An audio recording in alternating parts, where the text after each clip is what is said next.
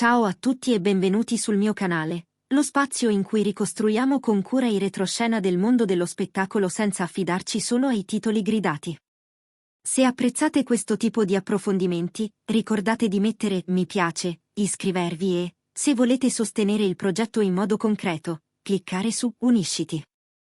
Il vostro supporto rende possibili ricerche, verifiche e aggiornamenti continui.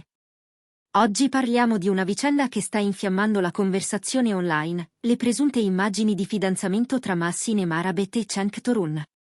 Un contenuto comparso all'improvviso, condiviso a raffica e poi rimosso da molte piattaforme, che ha lasciato dietro di sé domande, teorie e un mare di ipotesi. Prima di addentrarci nei dettagli, mettiamo un paletto essenziale: l'autenticità del materiale non è stata verificata.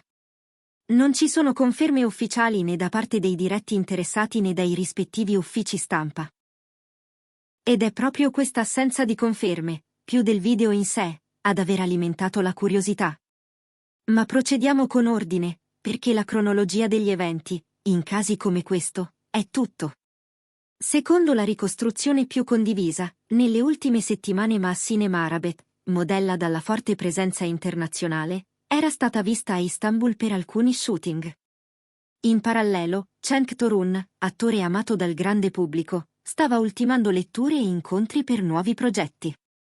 I due, già al centro di rumori in passato, sono stati riaccoppiati dalle community dopo una serie di coincidenze social, una story di lei con skyline del Bosforo al tramonto, un post di lui con lo stesso taglio di luce un'ora più tardi, un bracciale identico intravisto in due scatti diversi. Indizi minimi, certo, ma sufficienti a risvegliare la macchina del gossip. Poi è arrivato il video. Dura pochi secondi, è girato dall'alto con un movimento fluido, presumibilmente un drone. Inquadratura su una terrazza che affaccia sull'acqua, lanterne basse, fiori chiari, una manciata di invitati. Al centro della scena ci sono loro, Mahsine Marabet in un abito avorio essenziale, Cenk Torun in completo chiaro. Le immagini mostrano quella che sembra una promessa ufficiale, un anello che viene infilato, un breve abbraccio, un applauso contenuto, nessun urlo, nessun bacio plateale. L'audio, ovattato, lascia intuire una musica d'archi. Il file appare su un canale privato, viene scaricato, rilanciato, specchiato, commentato. Nel giro di un'ora l'hashtag dedicato vola in tendenza in più paesi. A questo punto entrano in scena i detective del web. C'è chi sostiene di aver riconosciuto la terrazza in un resort di Cesme. C'è chi analizza fotogramma per fotogramma la pietra dell'anello, attribuendola a un atelier parigino con cui Mahsine avrebbe collaborato in passato. C'è chi confronta le sedie, i bicchieri, le lanterne, alla ricerca di riscontri con cataloghi di noleggi per eventi. Parallelamente, però, emergono dubbi seri. Il movimento del drone è fin troppo cinematografico per un video rubato, l'audio non è coerente con la distanza, i volti degli invitati restano quasi sempre fuori fuoco, la colonna sonora sembra sovrapposta in post-produzione. In sintesi, ci sono elementi che spingono a credere, ed elementi che impongono prudenza. Le reazioni ufficiali? Pochissime parole. Dal versante di Mahsine Marabet filtra un generico invito al rispetto della privacy e un richiamo alla non attendibilità dei contenuti decontestualizzati. Dal lato di Cenk Torun trapela l'intenzione di tutelarsi contro qualsiasi intrusione illecita, senza entrare nel merito delle immagini. È una strategia che conosciamo: non alimentare il fuoco, non smentire ogni voce, aspettare che l'onda emotiva si abbassi, decidere tempi e modi di comunicare. Intanto, la rete impazzisce. I profili fan si spaccano in due blocchi, da un lato chi grida al fidanzamento segreto, dall'altro chi parla di operazione di marketing. E qui vale la pena fermarsi un attimo.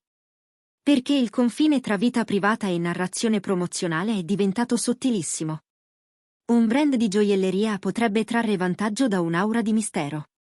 Un documentario sulla costruzione di un evento potrebbe cercare quell'estetica sospesa, a metà tra realtà e messa in scena. Ma c'è anche l'ipotesi opposta, molto semplice: una coppia ha deciso di celebrare in forma ultra riservata, e qualcuno, dall'esterno, ha violato quel perimetro. In assenza di certezze, proviamo a leggere la vicenda con categorie culturali. Massine Marabet porta con sé radici e sensibilità nordafricane, una carriera europea, una cifra di eleganza contemporanea. Cenk Torun incarna la tradizione seriale turca che dialoga con il mondo, tra melodramma e realismo. Mettere insieme questi due immaginari può generare un racconto potente, non solo una storia d'amore, ma un ponte simbolico tra mondi che si guardano e si influenzano. È anche per questo che l'eventuale fidanzamento non sarebbe un semplice fatto privato, avrebbe una ricaduta sull'industria dell'intrattenimento, sugli endorsement, sulla percezione internazionale di due figure già fortemente globalizzate. Che cosa accadrebbe se il video fosse autentico? Probabilmente vedremmo, a distanza di settimane, una comunicazione misurata, un'unica foto ufficiale, un breve messaggio, magari la conferma che la cerimonia fosse una promessa in vista di un matrimonio più avanti.